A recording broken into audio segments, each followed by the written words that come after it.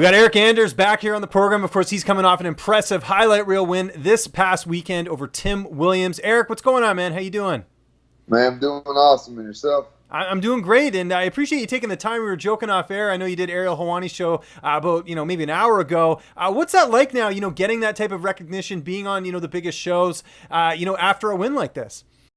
Man, it's cool. It's part of the game. When you win, they call. When you don't, they don't as well. So, it's just part of the game. That's true. Except this show, because, I interviewed you after, I think, your second No, pro for fight. sure, So for sure. there's a few of us who have stuck around, but I'm only giving Ariel a hard time there. But, I'm curious, heading into the matchup, what was the game plan? Because, I think in the early going, we didn't see your usual aggression. What was sort of the game plan heading in? The game plan was always, it's usually the same as always. Go out there, get a win, impose my will, kind of make guys feel uncomfortable in there. Didn't quite get that done in the first round. Just felt a little off, to be honest. I can't quite put a finger on it, but definitely woke up there in the second and third round. Well, I wanted to ask you this, and I guess like you said, you don't really know the culprit of why you were a slow starter. But was the Machida fight weighing on your mind a little bit, just with the fact that you lost? I mean, a lot of us felt like you didn't lose that fight, but still, on your record, it says L. Was that weighing on you at all in this fight? No, not at all. I think that every fight has a life and history of its own. So, what happened in the fight before, isn't, indicative of what's going to happen in this fight. So, I really wasn't worried or thinking about what happened in that Machida fight. So, I don't think it played a big deal at all. Okay, fair enough. Was there anything about Tim that surprised you in the fight? No, not really. He's putting combinations better than he had in his previous fights. But other than that, I thought he'd be more desperate to get to the ground. He was willing to stand and trade. So, not really. And was there like a weight lifted off your shoulders just getting the finish in highlight reel fashion? Because, we saw a finish in your first fight. Your second fight, went the distance. Was it nice to just get back in the win column, especially with a nice finish like that? Man, I always aim to finish. I try to knock everybody out. I try to finish everybody. I think the difference in some of the fights where I did knock the guy out and didn't is, I went chasing the knockout in some of those fights. And, like, not hopping on the tall, I wasn't even thinking about knocking him. I was just, trying to back him up a little bit. And, they show up when you're not looking for them. But when you try too hard, it's hard to make it happen. Okay, fair enough. Were you worried at all if you didn't get the finish, if it went to the judges' scorecards? Because I think some people watching may have felt that he won that first round. Was that in your head as well as the fight was going on? Man, I definitely lost the first round. There's just no way that you could see it my way, going my way. But the second and third round, I definitely think that I was way up, definitely doing more damage, landing more strikes, cleaner strikes. So I didn't think there was any possible way that, I was down that second or third round. How'd you celebrate after the win? Man, we walked right across the street to a little bar. The people were cool. They had this little section upstairs. It was just me and my team up there, having a few drinks, having a good time, sharing a few laughs kind of thing. So, closed it out like that. Yeah, no, it's always good. Did you talk to the UFC at all after the fight? Because I'm sure they were obviously happy they gave you the bonus. Yeah, I mean, they said everything. That was a conversation right there, I was kind of lobbying for the performance bonus and got it. I think I deserved it. So, that's really all we had to say to each other. What are you going to, I know it's fresh and you haven't actually got the check yet, but what are you going to do with the money? I imagine you and the wife going to do some more traveling? Yeah, well, we already had a planned trip to Spain. She's got a competition there at the end of September. So we're going to spend a few extra days there, go see the sights and, have a good time.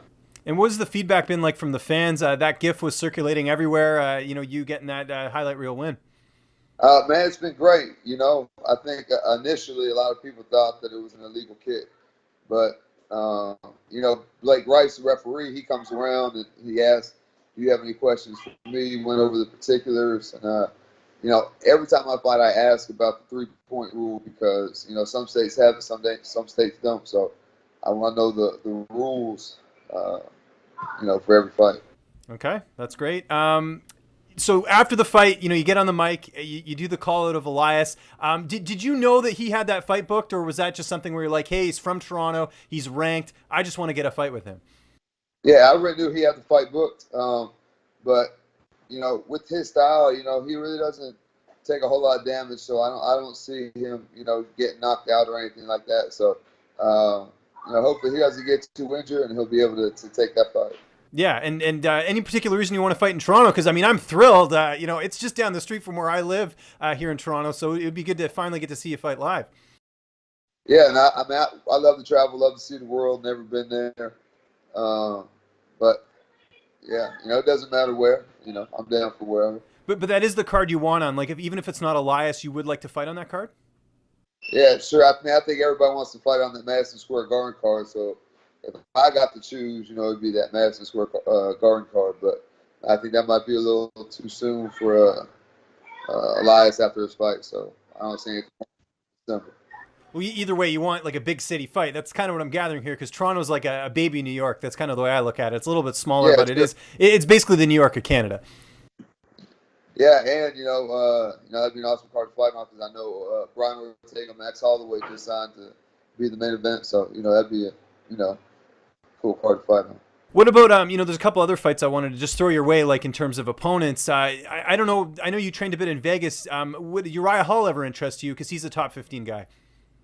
Yeah, sure. I'm taking on all comers. I don't think there's nobody I don't think I'd say no to. I'll tell you that. What about, there's one more I want to mention, just because it almost could have happened when you fought for LFA, but Gerald Meerschaert, he doesn't have an opponent right now. I think that would be kind of a fun matchup, too, if you guys were to clash. Yeah, we can do that dance, too. I think one of his buddies put on Twitter that... Yeah, Bilal. That's why I brought it up. Bilal Muhammad, yeah, so... Yeah, sure, yeah, we can do that dance. I'm cool with that. And more importantly, so we've agreed that if you get on this card, we're going to play some NFL Blitz, right? That was your game? Yeah, man. You don't want to see me, man. Who's your team on Blitz? I can use anybody. Of course. Yeah, you can use whoever you want. Back in the day when it came out, I think I used the Broncos a lot. Final question for you here in this interview. We always talk about food. What was the first cheat meal you had after the fight? Because I'm sure you indulged a little bit after a win like that. Yeah, man, I'm not very hungry after the fight for whatever reason. So we had a layover in Chicago the next day, and Paul Sharp, one of the other SBG guys in Illinois, brought me a deep dish, one of those Chicago deep dish pizzas. So I just now, it lasted through the night too. I just finished it off before we got on the phone here. Great. Are you going back to training this week, or are you taking the week off? Man, I'm a little sore. My nose is a little busted. Got me a little shiner here. So probably by the end of the week, I'll be back training though for sure. Awesome, Eryk. Well, again, congratulations on the win. Always nice seeing another highlight win from you. Just remind people where they can find you on social media, and if you got any thank yous or shout outs, the floor is yours. Hey, man, appreciate it to everybody who tuned in, watched the fight. Everybody here in Alabama, Birmingham, Vitamin Energy, Infinite CBD. And you guys can find me on social media at Eryk Anders, ERYKANDERS. Appreciate everybody.